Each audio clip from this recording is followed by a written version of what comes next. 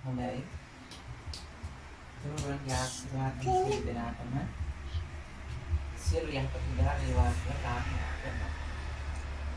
ලෝතර බුදුරජාණන් වහන්සේලාගේ අවවාදය තමයි සම්පතපස්සාගෙන උතන උපසම්පදා සතිත්ත බරින්ද දක්වන්නේ ඒකත් බුද්ධාන සාධනා. එහෙනම් මේ සිංහල බෞද්ධයන්ගේ අපි සෑම දෙනෙක් මූලිකත්වය දෙන්න ඕනේ. මොන රැකියාව කරත් මොන ක්ෂේත්‍රයේ මොන ව්‍යාපාරයේ කරගියක් බුදුහාමුදුරුවෝ බුදුබණකට මූලිකත්වය දෙන්න ඕනේ. බුදුබණකට මූලිකත්වය දෙන්න නම් බුදුබණ පිළිබඳව විශ්වාසයක් ඇති කරගන්න ඕනේ. බුදුබණ පිළිබඳ විශ්වාසයක් ඇති කරගෙන කටයුතු කරන්න නම් ප්‍රතිපත්ති රාමුව තුළ ජීවත් වෙන බුදුදහම අනුව ක්‍රියාත්මක කරන ප්‍රතිපත්ති ශාස්ත්‍රීය බුදුදහමේ මුල ගැහෙන්නේ. ඒ අනුව අද දවසේදී මේ ස්ථානට මේ පිරිස එකතු වෙලා ශාසන ධර්මයේ පිළිබඳව දැන කියා ගන්න කරුණු කාරණා ටිකක් එකතු කරගෙන රටේට ලෝකයට මනුස්ස ප්‍රජාවට දැනුවත් කිරීම පිණිස මනුස්ස ප්‍රජාව වෙනුවෙන් මේ ධර්මය දානයක් දෙන්න සූදානම් වෙන අවස්ථාව. බුදුහාමුදුරුවෝ දේශනා කරලා තියෙන එක්තරා අවස්ථාවක සම්බ දානං ධම්ම දානං ජිනාති කියලා. ජිනාති කියන්නේ දිනනවා. සියලු දානයන් අතර ධර්ම දානෙම ජයග්‍රහණය කරන දිනනවා කියන එකයි තියෙන්නේ. ඒක ධර්ම දානෙ දිනනවා කියන්නේ මොකද අනිත් සියලුම දාන කොතරම් දුන්නත් ඒවෙන් කුච්චලයා සම්පූර්ණයෙන්ම දුකින් නිදහස් කරන්නේ නැහැ. తాවකාලික සතුටක් පමණයි අනිත් දාන වලින් ලැබෙන්නේ. නමුත් ධර්ම දානෙ දුන්නා නම් ඒ කුච්චලයාට සම්පූර්ණයෙන්ම නිදහස් වෙන්න පුළුවන්. කිසිම බන්ධනයක් ඇති කරගන්නේ නැහැ. ධර්ම දානය නිසා තමයි කෙනෙක්ගේ සිත නිදහස් වෙන්නේ. සිත නිදහස් වෙනවා කියන්නේ එහෙමනම් අපිට තේරෙනවා මේ කතාවෙන් සිත එහෙනම් බන්ධන වලට අහු වෙලා තියෙනවා. මොනවද මේ බන්ධන? ලෝකයේ තියෙන රාගය එක බන්ධනයක්, බැඳීමක්. ද්වේෂය අනිත් බැඳීම, ඊළඟ බැඳීම තමයි මෝහය. මෙන්න මේ බුදුරජාණන් වහන්සේ දේශනා කරපු විදිහට රාග, ද්වේෂ, මෝහ කියන මෙන්න මේ බන්ධන තුන ලෝකයේ නිරන්තරයෙන්ම පවතිනවා. බුදුහාමුදුරුවෝ ධර්මයේ දේශනා කරන්නේ යම්කිසි ප්‍රතිපත්ති රාමුවක ජීවත් වෙමින් ඒ ප්‍රතිපත්තියෙන් ප්‍රතිඵල ලබාගෙන සමාජය සුවපත් කරන හදන සත්‍ය අරමුණු කරගෙන. ඒක නිසා තමයි බුදුපතේ මහරහතන් වහන්සේලාගේ ධර්මයේ පැහැදිලි කරන්නේ ආර්ය සත්‍ය කියලා. මේ ආර්ය සත්‍ය කාරණා හතරකින් යුක්තයි. දුක්ඛ සත්‍ය, දුක්ඛ සමුදය සත්‍ය, දුක්ඛ නිරෝධ සත්‍ය, දුක්ඛ මාර්ග නිරෝධ මාර්ග සත්‍ය. එතකොට දුකට හේතුව තමයි අපේ සිත බැඳීම් වලට ලක් වෙලා තියෙන එක. එහෙමනම් අපේ සිත බැඳීම් වලින් නිදහස් කරගන්න ඕන. ඒක තමයි දුකින් නිදහස් කර ගැනීම. දුකින් නිදහස් වීම අපි. ජීවමාන බුදුරජාණන් වහන්සේ ධර්ම දේශනා කරනකොට ධර්ම දේශනා කරන ආකාරයක් තියෙනවා. ශ්‍රී හස්තේ පවත්වගෙන යන ලබා ගන්න ආකාරයක් තියෙනවා. කවුරුත් දන්නවා. මහ කොට ඇඟිල්ල මත දබර ගිල්ල රඳවගෙන ඉන්නේ. ඒකෙන් කියන්නේ මොකක්ද? මේ දබර ගිල්ලෙන් කියන්නේ කය පිළිබඳව. මෙලොව උපන් මනුස්සයාගේ නිරන්තරයෙන්ම කය පිළිබඳව තමයි හැඟීම් ඇති වෙන්නේ. මහ කොට ඇඟිල්ලෙන් කියන්නේ මනස පිළිබඳව. එතකොට කය පාලනය කරන්න ඕනේ මනසට අනුව. මනස කොහොමද ගොඩනගා ගන්න ඕනේ? බුදුහාමුදුරුවෝ කිව්වා ලෝභ, දේශ, මොහෙන් තොරව. අන්න බුදුහාමුදුරුවෝ කිව්ව ධර්මයට අනුව කටයුතු කරන ඒ පුද්ගලයා ලෝභ, දේශ, මොහෙන් තොරව මනස ගොඩනගා ගන්නවා. එතකොට මේ ලෝකේ ලෞකික ලෝකයේ පවත්වාගෙන යන්නේ කොහොමද? ලෝභ, දේශ, මොහෙන් යුක්තව. ලෝභ, දේශ, මොහෙන් තොරව මනස ගොඩනගා ගත්ත පුද්ගලයාට පුළුවන්කම ලැබෙනවා ලෞකික ලෝකෙන් නිදහස් වෙන්න. එහෙමනම් දැන් අපි කල්පනා කරලා බලමු කොහොමද දුක්ඛින් නිදහස් වෙන්නේ එතකොට කියලා. මම මුලින් සඳහන් කළා මනස බැඳීම් වලින් යුක්ත නිසා මනස දුකටපත් වෙනවා කියලා. බැඳීම් කියලා කියන්නේ ලෝභ, දේශ, මොහ නම් ඒ ලෝභ, දේශ, මොහයෙන් නිදහස් කරගත්ත මනස ලෞකික ලෝකයේ පැවැත්මට හේතු වෙන දුක් සහිත ගමනට අවතීර්ණ වෙලා නැහැ. ඒ ගමනින් ඈත් වෙලා ඉන්නේ. ඒ සිතර ලෞකික ලෝකේ දුවන හලාහලා හතේ හලාහලා දුවන ලෝකයේ තුල ගමන් කරන්නේ නැහැ. ගමන් කරත් ඒ සිත ඇත්තටම ගමන් කිරීමක් නෙමෙයි තියෙන්නේ, ලෝකේ බදාගෙන යන ගමනක් නෙමෙයි තියෙන්නේ. මෙන්න මේ කතාව තමයි බුදුහාමුදුර අඟුලිමාලට කිව්වේ. අඟුලිමාල ඇඟිලිමාලේ කරේ දාගෙන හති හලාගෙන දුවන බුදුහාමුදුර පසුපස. බුදුරජාණන් වහන්සේ අල්ලන්න ලං වෙන්න බැරි වුණා. මේක තමයි මේ ලෝකේ උත්තරීතර තත්වයට පුද්ගලයාගේ සිතපත් කරගත්තාම ඒ පුද්ගලයා ලෞකික සිත් වලට අල්ලන්න බෑ. ඕක තමයි එතන පෙන්වුම් කරන්නේ. බුදුහාමුදුරන්ගේ මේ ක්‍රියාදාමය. අන්න අඟුලිමාල අහනවා මහන හිතු කියලා කෑ ගහනවා.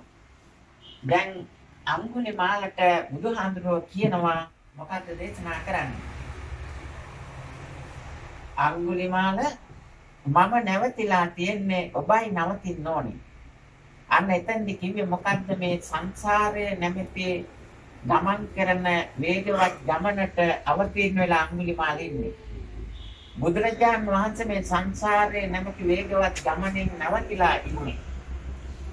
මේ කතාව කිව්වම අඟුලිමාලගේ සිත අවදි වෙනවා. කොහොමද? අපි දන්නවා ලිඳකට වතුර ගන්න ගියාම අතීතයේ අපේ අම්මලා කලේ උකුලේ ඉනේ තියාගෙන ගිහිල්ලා කලේ අතට අරගෙන වතුර ටික මතු පිට කොළහිම වැටිලා තියෙනවා, දියසෙල් පාසියම තියෙනවා. මේවා අයින් කරලා වතුර ගන්න ඕන. කලේ ලිඳට දාලා වතුර මතු පිට දාලා කරකවනවා. එතකොට ලිඳ වටේ ගැට්ට වටේට අර රොඩු කුණු ටික එකතු වෙනවා. පිරිසිදු වතුර ටික පෑදෙනවා. අන්න කලේ ඔබලා වතුර ටික ගන්නවා. බුදුහාඳුරෝ මොකද්ද කිව්වේ? මහා අඟුලිමාලට කිව්වේ මොකද? මම නැවතිලා තියෙන ඔබයි නවතින්න ඕනේ කිව්වේ. අර කලේ වතුරේ මතු පිට දාලා කරකවනවා වගේ වැඩක් කළේ. එතකොට අර සිත අවදි වීමක් වුණා. මේ ඇත්තටම පේන්න තියෙන ක්‍රියාව, නමුත් මේකේ යට මොකක් හරි සංගවිලා තියෙනවා. අඟුලිමාලගේ සිත අවදි වුණා. සිතේ හිතාලගේ යටි සිත අවදි වුණා. අර කලේ වතුරට දාලා කරකවනකොට රොඩු කුණු අයින් වුණා වගේ. යටිසිතේ මොකද්ද තිබුණේ? පාරමී පුරාගෙන ඇවිල්ලා තිබුණා බුදු කෙනෙක් හමු වෙලා ඒ බුදුහාඳුරන්ගේ බණ අහලා මහා ශ්‍රාවක පදවියක් ලබාගෙන රහත් බෝධියෙන් නිවන් දකින්න. මේ සතර පුරාගෙන ආපු පාරමී ශක්තියක්, මෙන්න මේ ශක්තිය මතු වුණා. අන්න රොඩු කුණු නිසා ජලය පේන්නේ නැතිව තිබුණට කලේ දාලා කැරකෙව්වට පස්සේ රොඩු කුණු ටික පේන්න පටන් ගත්තා. ඒ රොඩු කුණු ටික පේන්න පටන් ගත්තා. රොඩු කුණු ටික ලිඳ ගැට්ට වටේට එකතු වුණා. දැන් වතුර පිරිසිදුවෙන් පේනවා, ලිඳේ පස්ල බලන්න පුළුවන්. අන්න ඒ වගේ දෙයක් තමයි සිද්ධ වුණේ අවස්ථාවේදී.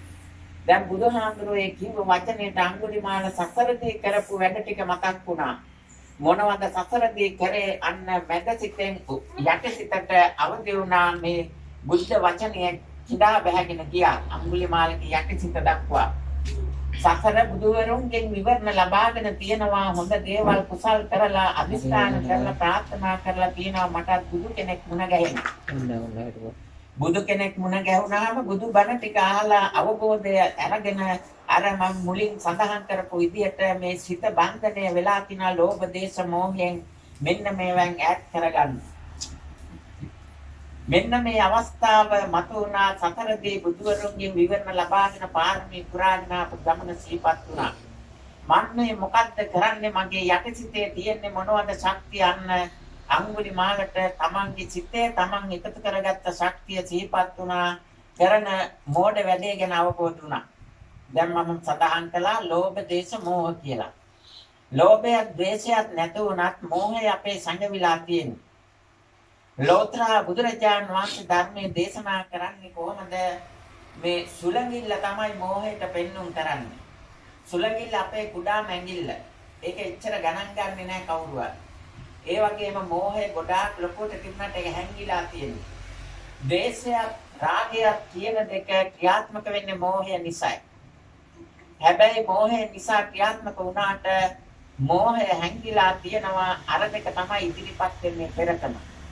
ඒ වගේම ඊටත් වඩා ඉදිරියට එන්නේ අපේ කය අරමුණු කරගෙන ගොඩනැගෙන සිතුවිලි. අපි යම් කිසි ගැටීමක් ඇති කරගත්තාම දබර ගිල්ල ඉදිරියට පෙන්නලා තමයි ඔබට මේ දේවල් කරනවා කියලා තර්ජන කරන්නේ. මෙතෙන්දි පැහැදිලි වෙනවා ද්වේෂයයි මෝහයයි රාගයයි මෙන්න මේ තුන එකතු වෙලා ක්‍රියාත්මක වෙන ශක්තිය තමයි කායික ශක්තිය. ලෝතර බුදු කෙනෙක් බුදුබණ දේශනා කරන්නේ මේ අන්ධානුකරණයෙන් පිරිච්ච ලෝකයට ප්‍රඥාවෙන් යුක්තව කටයුතු කරන්න කියලා කායික ශක්තිය වැඩි දියුණු කරගෙන යන ගමනේදී ලෝකේ බුදු කෙනෙක් පහළ වෙලා පෙන්නලා දෙන්නේ මානසික ශක්තිය දියුණු කරගන්න කියන එකයි. මානසික ශක්තිය දියුණු කර ගැනීමේදී සබ්බ පාපස්සකරණම් පාපින් ඈත් වෙන්න ඕනේ. කුසල සුපසම්පදා කුසල උපයාසපයා ගන්න ඕනේ. නමුත් කුසලයේ කියන්නේ හොඳ දේවල් හොඳ දේ තුලිනුත් අපි ඈත් වෙන්න අවස්ථාවක් එනවා. ඒ අවස්ථාව තමයි බුදුහාඳුරෝ කියේ සචිත්ත පරියෝදපණං කියලා. සිතේ සංයෝජන තියෙනවා. මේ සංයෝජන නිසා අපේ හොඳ දේ නරක දේ කියලා තෝරලා බේරලා එක එක්කෙනා තම තමන්ට ගැළපෙන දේවල් මේවා හොඳයි මේවා නරකයි කියලා වෙන් කරගෙන උපභෝග පරිභෝග වස්තු විදිහට තමන් එක්ක සතර ගමනට එකතු කරගෙන තියෙනවා. මේ එකතු කරගත්ත ඒවා පුජ්‍යලයෙන් වෙන්න පුළුවන්, උපභෝග පරිභෝග වස්තු වෙන්න පුළුවන්, ක්‍රියාකාරකම් වෙන්න පුළුවන්, වචන වෙන්න පුළුවන්, සිතුවිලි වෙන්න පුළුවන්. මෙන්න මේවා බුදුහාමුදුරුවෝ දේශනා කරනවා. මෙන්න මේවා එකතු වෙන්නේ මේ ඉපදුනාට පස්සේ සමාජයේ. සංසාරගත වෙන දේවල් නම් යටිසිතේ ඊටා ගැඹුරින් තැන්පත් වෙලා තියෙන්නේ. ඒව තමයි පාරමී කුසල ශක්තිය.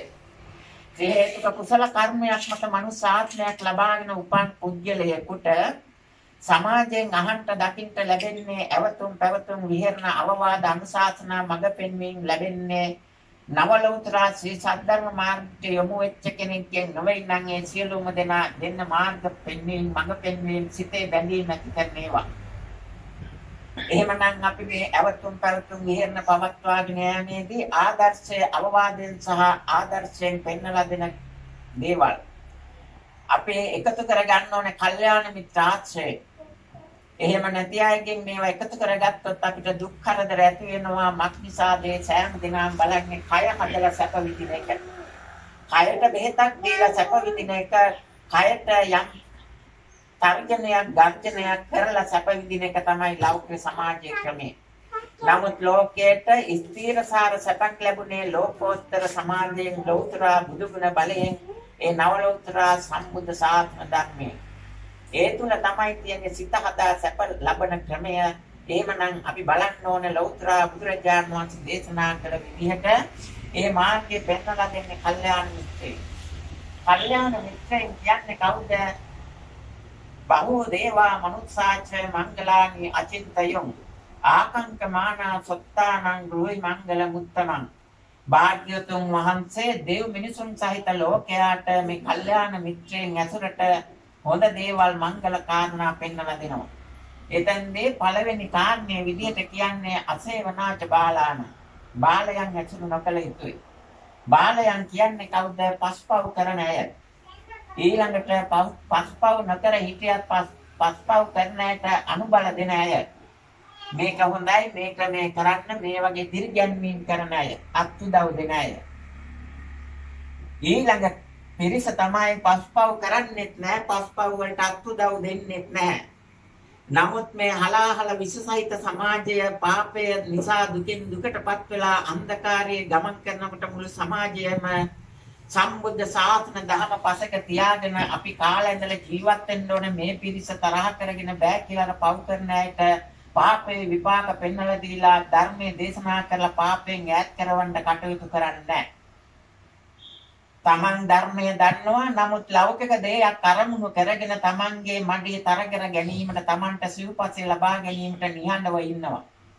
මෙන්න බුදුහාමුදුරුවෝ දේශනා කරනවා තුන්වෙනි පිරිස ශාසන ධර්මයේ දැනදැනත් නිහඬව ඉඳලා අප්‍රමාණ සංඛ්‍යාත පිරිසක් මනුස්ස ප්‍රජාව දුකටපත් වෙන බව දැනදැන ඒ පිළිබඳ දැක නිහඬව ඉන්න පිරිස අන්න තුන්වෙනි පිරිස. එහෙමනම් අපේ නිහඬව ඉන්න හොඳ නැහැ. අද මේ විශාල ඛේද වාචකයක් ලෝකයටම බලපාන මොහොත. සම්බුද්ධ ශාසන ප්‍රතිපත්තිය ක්‍රියාත්මක කරලා ඒ අනුව සැපසේ ජීවත් වෙලා දුකටපත් වූ අය දුකෙන් නිදහස් කරන්න පුළුවන් හැකියාව තිබියදී නිහඬව ඉන්න හොඳ නැහැ. ඒ සඳහා අත්උදව් කරන ජනමාධ්‍ය මේ දක්වා මේ රටේ නොතිබුණාට ගැටලුවක් ප්‍රශ්නයක් නැහැ. ඒ වගේම මනුස්ස ප්‍රජාව දුකින් නිදහස් වෙන්න මාර්ගය සොයාගෙන සැපසේ ජීවත් වෙන්න කැමති මිනිස්සු මේ රටේ මේ ගමේ ජීවත් නොවුණාට ප්‍රශ්නකුත් නැහැ. දිව්‍ය ලෝක බ්‍රහ්ම ලෝක තලවල ඉන්න ජීවීන් සමග කතා බහ කරලා එකතු වෙලා මේ උතුම් සාත්‍වික මෙහෙයට පැමිණියේ නම් එදා අඟුලිමාල ලෞකික දෙයක් ඉටු කරන්නට එච්චර විශාල කැපවීමක් කළා නම් මෑණියන් ආවොත් මෑණීනුත් මරණයටපත් කරනවා.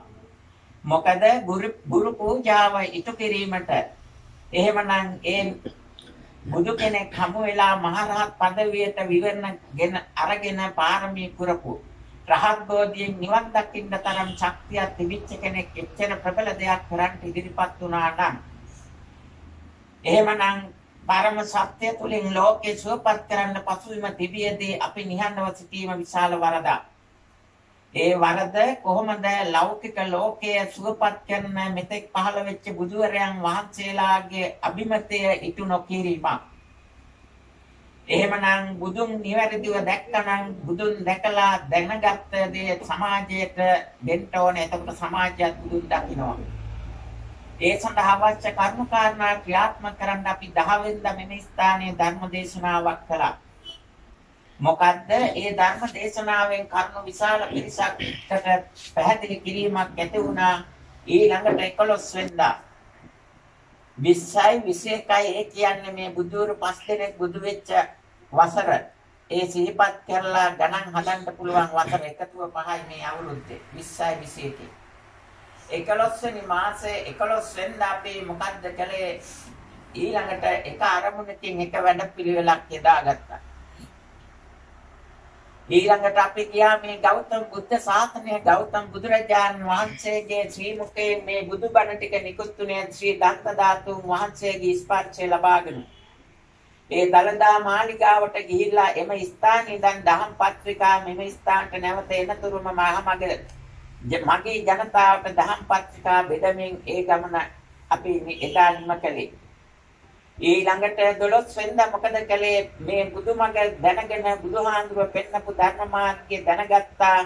ඒ දක්වා ලෝකයේ ජීවත් වෙන්න තිබිච්ච ක්‍රමවේදය තමයි පව් කරමින් මිනිස්සු ජීවත් වෙනවා. ඒ පව් කරපු අය දුක් විඳිනවා.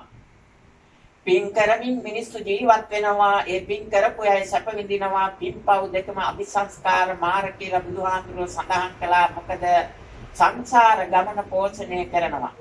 දුක් විඳින්මින් සැප විඳින්මින් තට්ටු මාරුවට මේ මනුස්ස ප්‍රජාව ලෝක සත්වයා මේ සසර ගමන් කරනවා.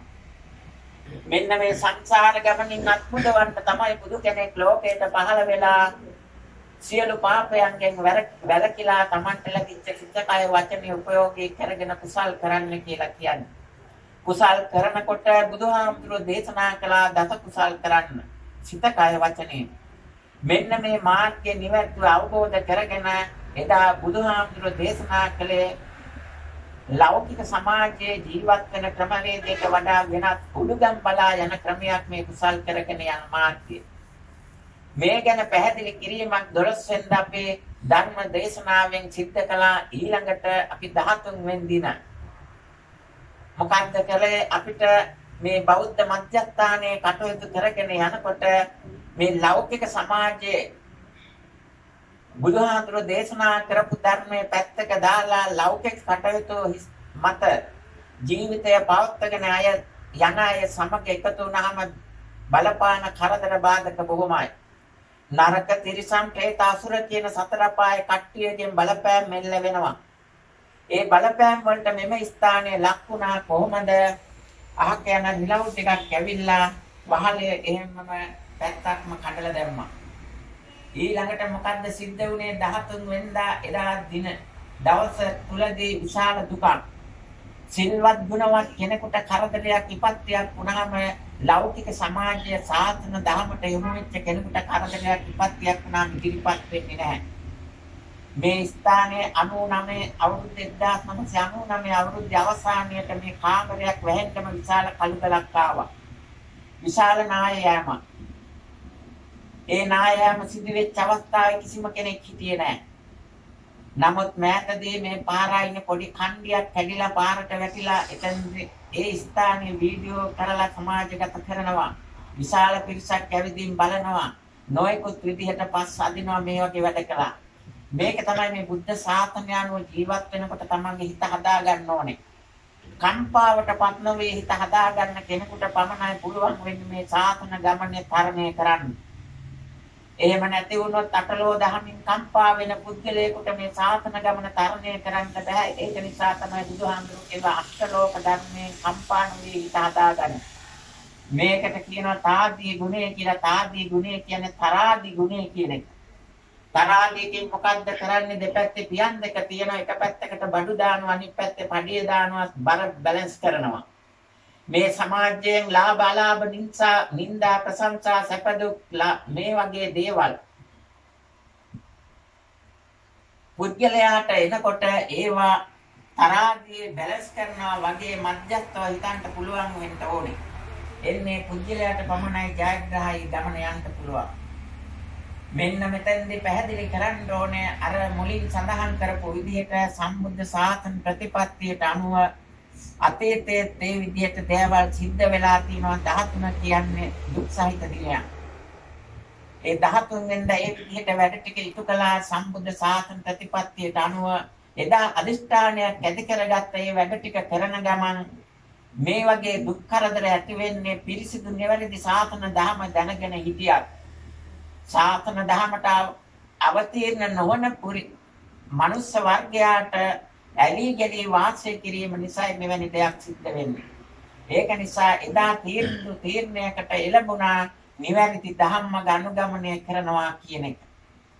ඊළඟට 14 වෙනිදා ඊයේ දවසේදී අපේ අලුතෙන් නිවසකට ගියා. මොකටද නිවසට ගියේ? නිවසේ ආලෝකයක් ඇති කරන්න ගැටලුවක් විසඳන්න. මම දැනගෙන හිටියෙත් නෑ ඒ ස්ථානයේ සැබෑම බුද්ධ ශාසන ප්‍රතිපත්තිය ක්‍රියාත්මක කරනවා. මම ගියාට පස්සේ තමයි දැනගත්තේ බුද්ධ පූජාවට කිරිහාර පූජාව, ගිලම්පස, පැන් ආදිය සකස් කරලා තිබුණා. තවත් වෙනම ටිකක් ඒ විදිහටම සකස් කරලා තිබුණා. බුදුරජාණන් වහන්සේට පූජාව තියලා ඊළඟට තැන්පත් කරලා ඊළඟට සීවලී මහරහතන් වහන්සේට පූජාව තැන්පත් කළා. මම ඇහුවා මේක මොකද මේම කරන්නේ? අපි අතීතයේ ඉඳලම මේ විදිහට තමයි කරගෙන යන්නේ. ඒ අය කිව්වා. ඒ විතරක් නෑ මම මේ ගෙදරට ගියේ විශේෂයෙන්ම මෑණියන්ගේ පාර්ශ්වයේ ඥාතියෙක්. මම කුඩා කාලේ 7 පන්ති වල ඉන්න කාලේ මේ ගෙදරට ආවට පස්සේ ඇතැම් දවස්වල ඒ ඥාතියා මේ කිරියල්ල ගමේ හිටියේ. ගෙදරට ගියාම මේ පුතාට කයම නැත්නම් මට කාල වැඩක් නෑ කියලා ඒ බාප්පා කෙනෙක් වෙනවා. එයා මොකද කරන්නේ? තමන්ගේ බෙදලා තිබිච්ච බත් පංගුවෙන් දෙකට බෙදලා මම එදත් අදත් කවදත් පිට ස්ථානවලදී ආහාර ගත්තේ නැහැ. බෞද්ධ ප්‍රතිපත්තිය ක්‍රියාත්මක කරන ස්ථානක ඉඳලා ආහාර ගත්තේ. එහෙම නොගතොත් එතනත් ගැටලු ප්‍රශ්න එනවා. මේක තමයි බුදුහාමුදුරු දේශනා කළේ සතර සංවර සීලය, ඉන්ද්‍රිය සංවර සීලය, ඕවාද ප්‍රාතිමෝක්ඛ සීලය, ආජීව පාරිශුද්ධ සීලය, මේ ආදී වශයෙන් ප්‍රත්‍ය සංවර සීලය කියලා පෙන්වලා දුන්නේ මෙහෙමයි.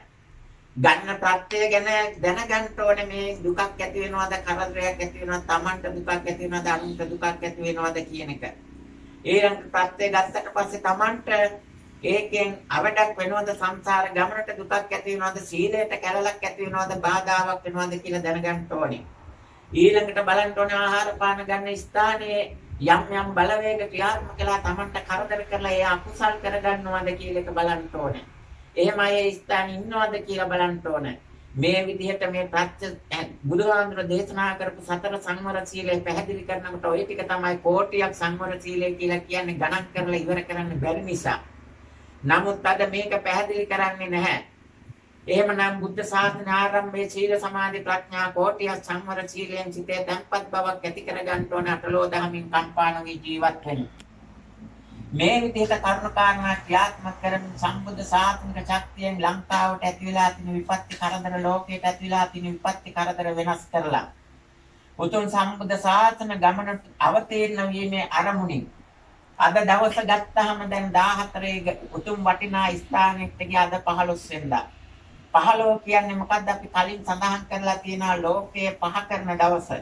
මොන ලෝකයේද මේ දුක් සහිත ලෞකික ලෝකේ පහ කරනවා එහෙමනම් මොකක්ද ඊළඟට ඉතිරි වෙන්නේ සැප සහිත ලෝකෝත්තර ලෝකය සැප සහිත ලෝකෝත්තර ලෝකේ නව ලෝතර බුදුදහම තුළ ජීවත් වෙන ලෝකේ නිර්මාණය වෙන්නේ කොහොමද මේ බඹයක් තරම් ශරීරය තුළ පවතින සිත තුළින් එදා අඟුලිමාල සැප සහිත ලෝකයක් නිර්මාණය කරගත්තේ බුදුහාඳුර මුණ ගැහිලා සංසාරගතව පිරු පාරමී කුසල් බලයේ එහෙමනම් මේ ගමේ හිටියට මම සංසාරිකව පිරු පාරමී කුසල් බලය එකතු කරගත්තාම සැප සහිත ලෝකයක් නිර්මාණය කරගන්න පුළුවන්. ඒ නිර්මාණයට අනුගත වෙලා ඒ අනුව කටයුතු කරන්න එකතු වෙන පිරිසක් සැප සහිත තත්වයටපත් කරන්න පුළුවන්. එහෙමනම් ඒ උතුම් කටයුතු ආරම්භ කරන්න අද මේ 15 වෙනිදා සෑම මාසයකම 10 15 19 29 දින 4ක් වෙන් කරගෙන තිනවා. ඒ දිනවලට අනුව 15ක පොය දවස වෙන් කරගෙන තිනා මේ ගෞතම බුද්ධ ශාසනයේ බුදුරජාණන් වහන්සේට ගරු කිරීමක් වශයෙන් 10 වෙනිදා වෙන් කරගත්තේ මෑණියන්ගේ උපන්දිනය 10 නිසා ඒ ශාසන ප්‍රතිපත්ති අකුරටම ක්‍රියාත්මක කරන්නට 15 දිනේ වෙන් කරගත්තේ පියාගේ උපන්දිනය 15 නිසා ඒ ශාසන ප්‍රතිපත්ති අකුරටම ක්‍රියාත්මක කරන්නට මේ ධර්ම මාර්ගයේ යනකොට ලෞකික බැඳීම් තියනා නොයෙකුත් දේවල් තියනා මේවා කඩලා බිඳලා සුනිවිසුන කරලා ශක්තිය බලය ලබා දීලා වචනේ ශක්තිය බලය ක්‍රියාත්මක කරලා වචනේ ප්‍රකාශ කරලා මේ ගමන වේගවත් කරන්ට ඉදිරිපත් වෙන පුද්ගලයා අරමුණ කරගෙන තමයි 19 දිනේ වෙන් කරගත්තේ. ඊළඟට 29 වෙනි දිනේ වෙන් කරගත්තේ දැන්ට අවුරුදු 4කට කලින්. ඒ කියන්නේ 2018. දැන්ට අවුරුදු 3කට කලින්.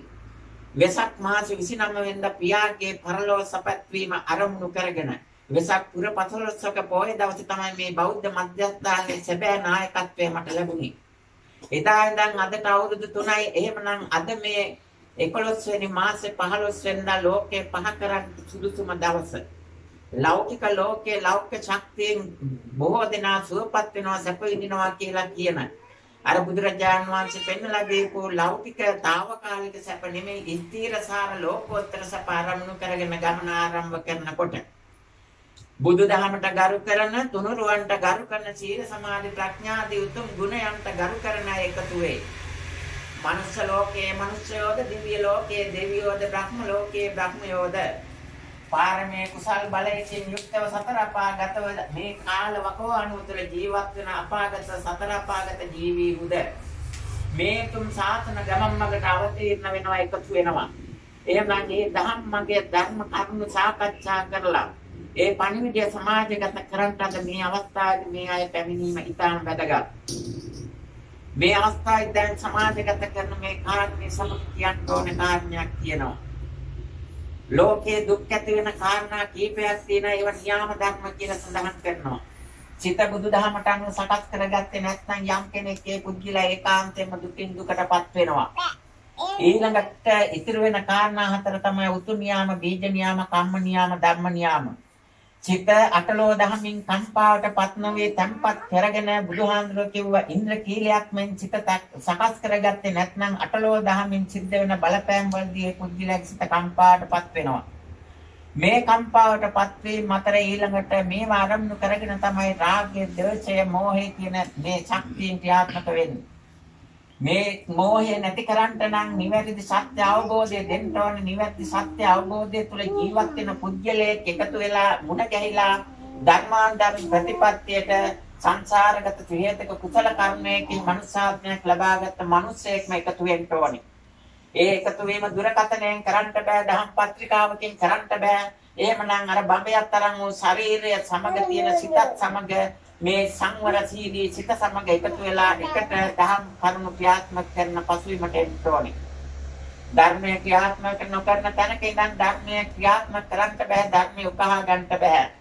එහෙමනම් ධර්මයේ ක්‍රියාත්මක කරන තැනකට එන්න ඕනේ. එහෙමනම් මේ දියසෙන් ජාත්‍යන්තර බෞද්ධ මධ්‍යස්ථානය කියන්නේ ලෝකේ මනුෂ්‍ය ප්‍රජාවට දුක නැති කරගන්නට මේ ස්ථානය වටිනවා. ලෝක ප්‍රජාවටම මනුෂ්‍ය ප්‍රජාවටම වටිනා කියන ස්ථානයක්. ඒ වටිනා කියන ස්ථානයේ වටිනා කියනකම වැඩි දියුණු වෙන ආකාරයට පවත්වාගෙන යාම ප්‍රධාන අනුශාසකත්වයේ හැටියට මාතෘ වගකීමක්. ශාසනය කියලා කියන්නේ භික්ෂු භික්ෂුණී උපාසක උපාසිකා සිව් පිරිස අද මේ ඇති වී තිබෙන කරදරකාරී වේචනකාරී තත්වයේදී සිව් පිරිසම නිහඬ වෙලා ඉන්නේ. ඒකට හේතුව තමයි සම්බුද්ධ ශාසනික ශක්තිය තුන් ලෝකෙම සුවපත් කරන්න පුළුවන් ප්‍රතිපත්ති ශාසනය ප්‍රතිවේද ශාසනය ඒ අය ගාව නැහැ. ත්‍රිපිටකය පොතෙන් බලාගෙන කිව්වට ප්‍රතිපත්ති ශාසනික ශක්තියක් නැති නිසා නරක තිරිසන් ප්‍රේත අසුර මෙන්ම දිව්‍ය බ්‍රහ්ම ලෝකවල ජීවීන් පාලනය කරන්න ශාසනික ධර්මයෙන් දියුණු කරගත්ත මනසකින් අර සියලු දෙනා අභිභවා ඒ අය පාලනය කරන්න දැනුම් තේරුම් නැති අවබෝධයක් ඇති යම්කිසි අවබෝධයක් දීලා පාලනයකට නතු කරන්න පුළුවන් ශක්තියක් ඇති මිනිස්සෙක් අද නැහැ. ඒ අඩුපාඩුව සම්පූර්ණ කරන එක තමයි නායකත්වය කියන්නේ. නායකත්වයක් නැති මනුස්ස සමාජයට නායකත්වයක් යොමු කරලා දීලා සම්බුද්ධ ශාසන ප්‍රතිපත්තියෙන් සියලු ආගම් අදහන පිරිස සියලු ජාති සියලු භාෂා කතා කරන අය මේ ලෝකයේ සියලුම මිනිස්සෙන් තේහතක කුසල කර්මයක් මත මනුෂ්‍යාත්මයක් ලබාගෙන උපන් සියලු දෙනාගේ සංසාර දුක නැති කරන්නට ඊට මෙහා පැත්තේ තියෙන ලෞකික ජීවත් වීමේදී ඇති වෙන දුක් කරදර නිමා කරන්නට මඟ පෙන්වීම අතින් ආරම්භ කරනවා. ඒ ආරම්භ කරන මොහොතේදී මේ පණිවිඩය දෙන්න ඕනේ. මේ අවස්ථාවේ මෙතෙන්ට ඇවිල්ලා ඉන්නේ අප්පා සඳහන් කරපු දෙයක් තමයි මේ කිරියල්ල ගමට මම ඇවිල්ලා අවුරුදු 40ක් විතර වෙනවා. අවුරුදු 25ක් විතර වෙන කාලයක් තුල ඇයට ධනහිස් කැක්කුමක් තිබිලා තියෙනවා. අද සංඝ සුදාන් කියලා රුපියල් 7900කට තෙල් බෙහෙත් එකක් අලවි කරනවා. රූපවාහිනියෙන් ඔබට පණිවිඩ දෙනවා දැනගෙන ඇති. නමුත් මේක කලින් ඔය සංඝ සුදා බෝතල් 4-5ක් ගාපුවේ පානතුර මොරොන්තුඩුව මේ වගේ ප්‍රදේශවලින් මට මුණ ගැහිලා තියෙනවා. මම ඔය දෙන තෙල් අවුන්සෙන් සනීපෙලා තින අර බෝතල් 4-5 ගාලා සුව වෙලා නැහැ. එහෙමනම් මෙතන මොකද්ද තියෙන්නේ? දුක නැති කරගන්න සත්‍ය බුදුහාඳුරෝ පෙන්වලා දුන්නා. නමුත් ලෞකික සමාජයේ පිරිසක් එකතු කරගෙන පිරිසක් රැස් කරගෙන යන සමාජය මේකට කැමති නැහැ. ඒක නිසා පිරිසුදු බුදුබණ ටිකෙන් සමාජය සූපත් කරන්න කැමති වෙන්නේ නැහැ. මේ ක්‍රමයට මායාවේ බලවේග භූත බලවේගත් එකතු වෙලා තිනවා. එහෙමනම් අද මේ ආරම්භ කරන මේ පණිවිඩය දෙන වීඩියෝ කවුරුත් බලන්න වටිනවා.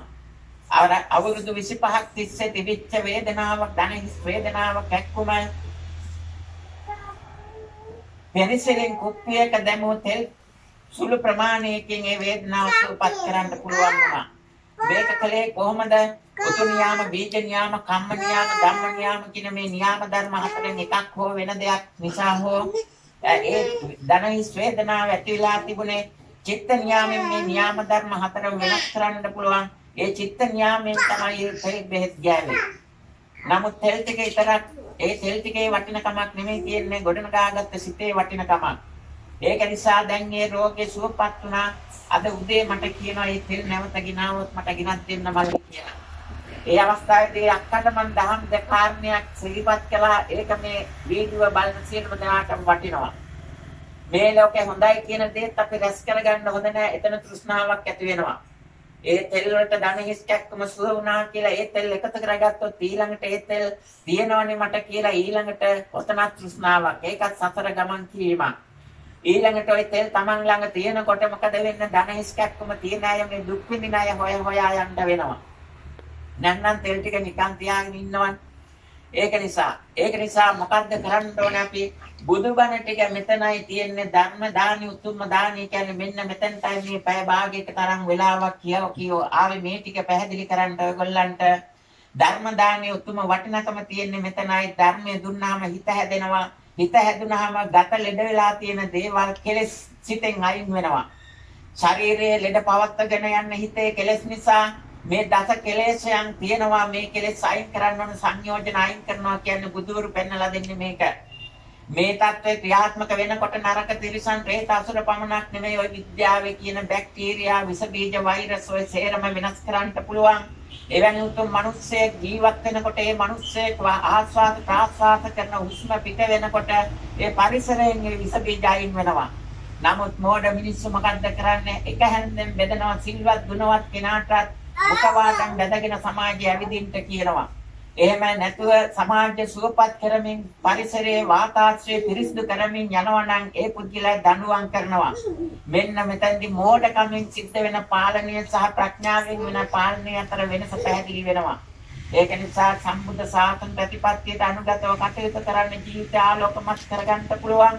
ලෝකයේම සුවපත් කරන්න වුමනා ශක්තිය බලය මේ ශ්‍රී ලංකාවේ තියෙනවා. ශ්‍රී සෞභාග්‍ය සම්පන්න භාවයේ ලෞතර බුදුරු ලෝකයට හඳුන්වලා දුන්නේ. ඒ උතුම් ශ්‍රී භාග්‍ය තුල තියෙන ආශ්චර්ය භාග්‍ය බලන්න අවුරුදු 25ක් තිස්සේ ධනහිස්කක්කම එක මොහොතකින් සුව වුණා නම් මේ වගේම තමයි පිළිකා රෝගයෙන් සුව කරලා තියෙනවා. ඒ වගේම නොයෙකුත් වාත වේදනා ඒ වගේම අංශභාග රෝගීන් වගේ සුවපත් කරලා තියෙන. එහෙමනම් මේ පණිවිඩය දෙන්න ඕනේ. මේ පණිවිඩය දෙනවත් එක්කම ප්‍රතිපත්ති ටිකක් තියෙනවා. අපි දෙන දේ එකතු කරගන්න ශක්තියක් තියෙන්න ඕනේ. වතුර බෙදනකොට භූමි තෙල් පෙට්‍රල් ගෙනියන්න යනකොට වාජනයක් අරන් යනවා. එහෙමනම් ඔබ නිකන් ඇවිල්ලා වැඩක් නැහැ. ඔබ මේ ධර්මයේ එකතු කරගන්න උකහා ගන්න පුළුවන් විදිහට වාජනයක් අරන් එන්න. ඔබේ හිතට ධර්මයේ නොරැඳෙන විදිහට ඔබේ සිත අරන් එන්න එපා.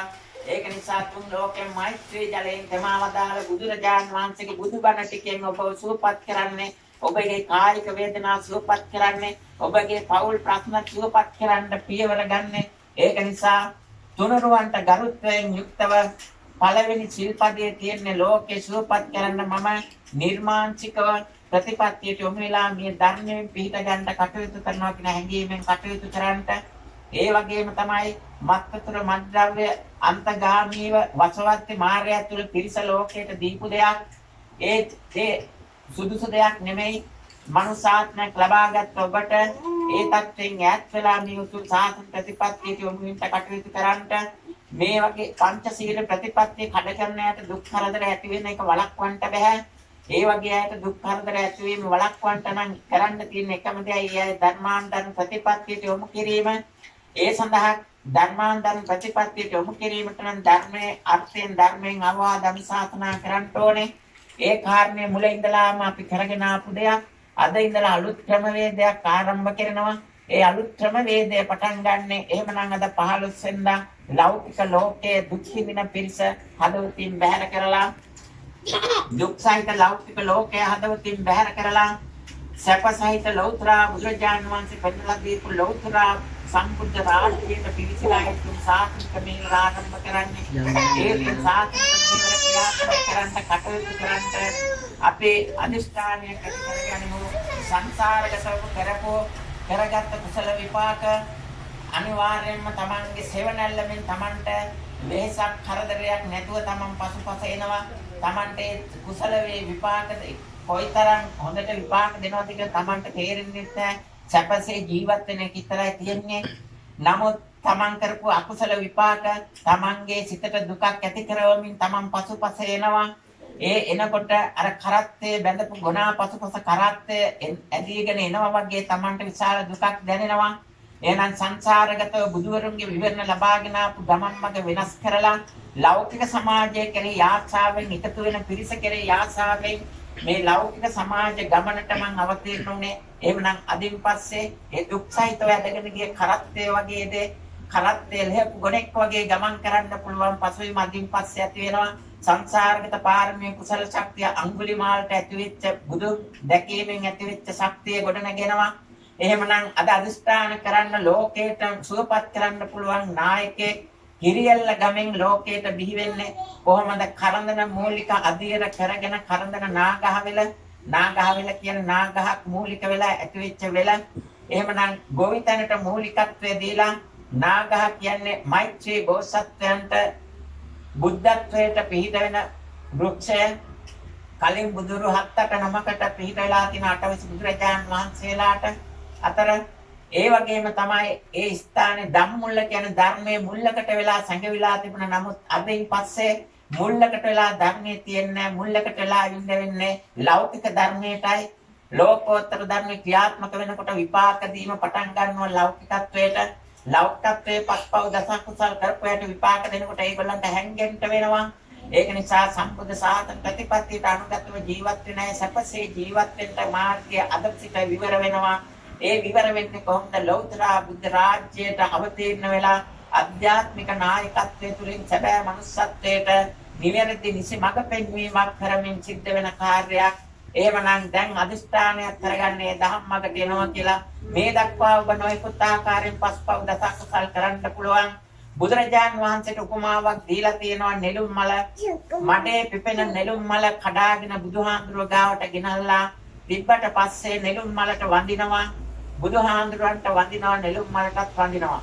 එහෙමනම් මේ දක්වා ලෞකික සමාජ ආරම්භ කරගෙන ආපු ගමන නිසා මේ දුක් සහිත ගමනක් යන්න සිද්ධ වුණේ සංසාරගත කුසලයෙන් හැකියාව තියෙනවා.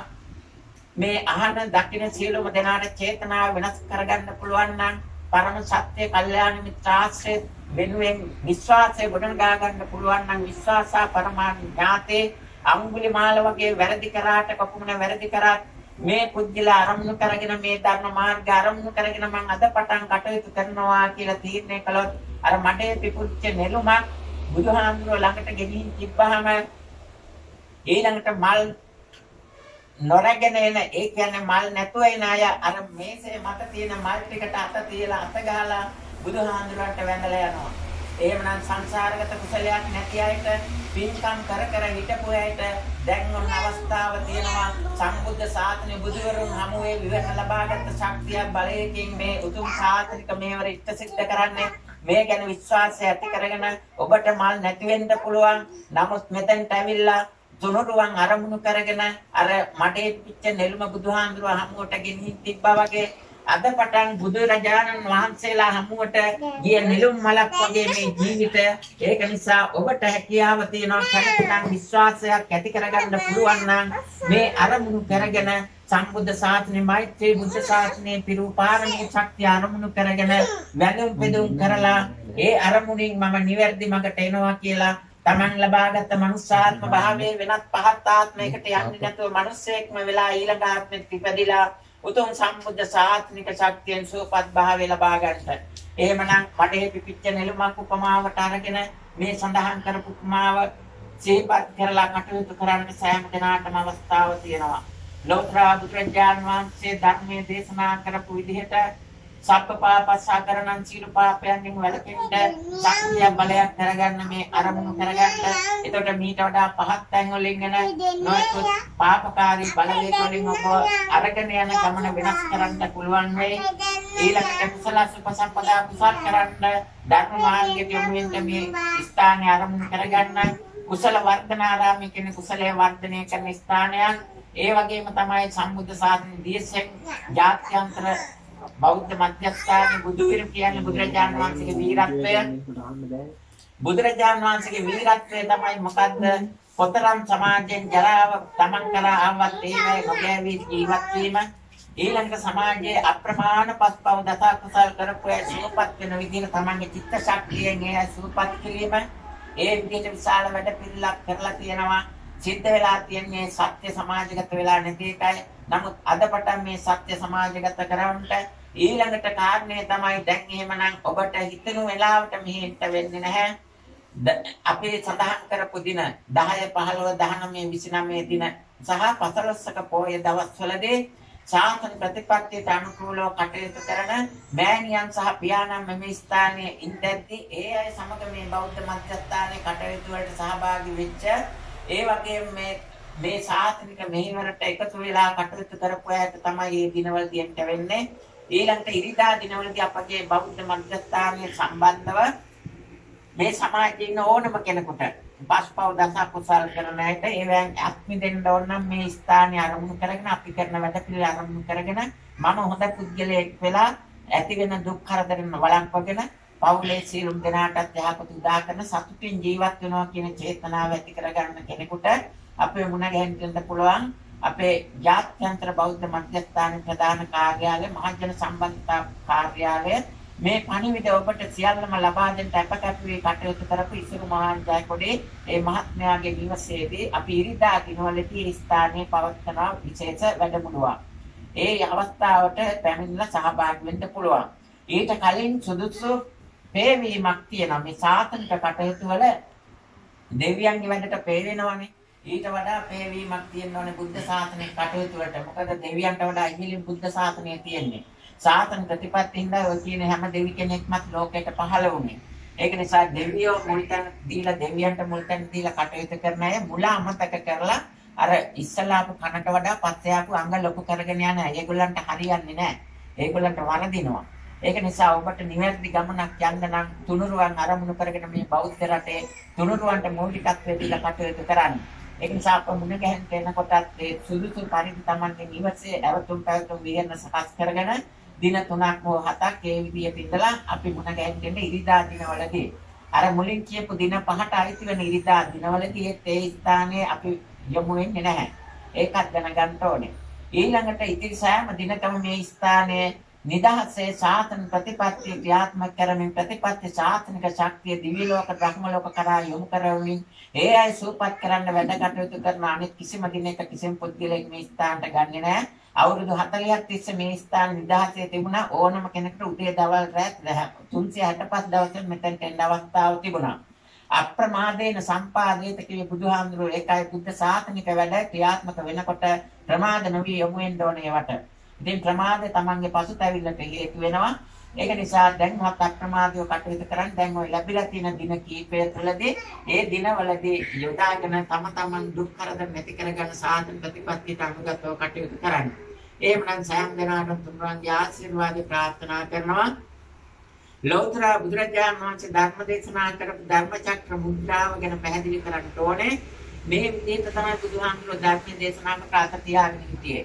මේ අත මේ විදිහට තියාගෙන දකුණු අත Taman පැත්තට බුදුහාමුදුරුවෝ දේශනා කරේ ධර්මයේ කොහොමද මේ දකුණු අතත් මේ විදිහට තියාගත්තා. ඊළඟට මෙන්න මේ විදිහට ධර්මයේ දේශනා කරේ වම් අත Tamanගේ පැත්තට. දැන් මේ ඇඟිලි Tamanගේ පැත්තට තියෙන්නේ. මේ දකුණු අත මේ විදිහට ධර්මයේ දේශනා කරන්නේ මොකද? මම මුලින් සඳහන් කරා මේක තමයි මෝහය. ඊළඟට ද්වේෂය, මෙතන තමයි රාගය. දැන් මේ දබරගිල්ල තමයි කය. මේ ලෝකේ උපන් මිනිස්සයා සිත සහ කය ඔස්සේ මේ ජීවය පවත්වාගෙන යන්නේ. සෑම ජීවයකම. මිනිස්සයා වෙනසක් වෙන්නේ බුදුහන්සේගේ ධර්මය අරගෙන මේ ලෝකයේ පැවැත්මට හේතු වෙන ධර්මයට වඩා ලෞතර බුදුහන්සේගේ ධර්මය අරගෙන මනස තැම්පත් කරගන්නවා. මේ කය මනසට තියාගන්නවා. ගොඩක් දෙනෙක් කයට මනස තියාගෙන ඉන්නේ. කයට ඕනේ වැඩ ටික කරනවා මනස බුදුහාමුදුරන්ගේ ධර්මයේ මනසින් ඈත් කරලා. නමුත් බුදුහාමුදුරන්ගේ ධර්මය අරගෙන මේ කය නවල තියාගන්නවා මනසට උවමනා විදිහට. ඒකයි මේ දබරගිල්ලෙන් පෙන්වන්නේ.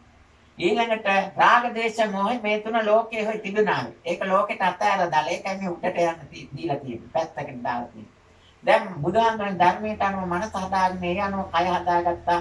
මම ඒකද කරගත්තා කියලා තමයි මේ වම් අතෙන් කියන්නේ. ඒක තමන් පැත්තට තියාගෙන මේකයි. ඊළඟට මේ රාගයේ තියෙන තැනට තමයි මේ ඇඟිල්ල තියෙන්නේ. මනස නිතරම රාගයෙන් ඔස්සේ යන්නේ. රාගය නැතුණාම ද්වේෂය ඇති වෙනවා. ඒක ද්වේෂයට බහින්නේ මේ මනස රාගය නැති වුණොත්. සතුට ලබා දෙන දේවල් නැති වුණොත්. එහෙම නැත්නම් Tamanට සතුට ලබා දෙන මේ නැති දෙයක් එකතු වුණොත් ඒ ද්වේෂයට බහිනවා. Taman අකමැති දෙයක්. මේක තමයි බුදුහාමර කිව්වේ අප්‍රිය යන් එක්ක එකතු වීම දුක, ප්‍රියයන් එක්ක ප්‍රියයන්ගෙන් වෙන්වීමත් දුකක් මේක. දැන් බලන්න බුදුබණ ටික ගැලපෙනවා. දැන් එහෙමනම් ඊළඟට බුදුහාමර මේ අත මෙහෙම තියන්නේ ඔබ තාම මේ මම මේ ටික හදාගත්තට ඔබ තාම මේ විදිහට ඉන්නේ. ඒක නිසා කරුණාකරලා මේ බුදුබණ ටික අහලා ඔබේ සිත නිදහස් කරගන්න කියන එකයි මේ විදිහට කියන ධර්මචක්‍ර මුද්‍රාව. ඒ නිසා මේ විදිහට බුදුබණ දේශනා කර බුදුහාමරගේ ධර්මය බුදු විර කියන්නේ බුදුරජාණන් වහන්සේගේ වීරත්වය මොකද්ද? Taman ගාවට Taman මරණ්ඩාපු කෙනා වුණත් සැපසේ ජීවත් වෙන්න කැමැත්තෙන් ධර්මයේ ක්‍රියාත්මක කරලා දුක් නැති කරගන්න කැමැත්තෙන් ආවොත් එයාට පිට වෙනවා. ඒක තමයි බුද්ධ ප්‍රතිපත්තිය. මේ ස්ථානයේ ක්‍රියාවත් ඒකයි.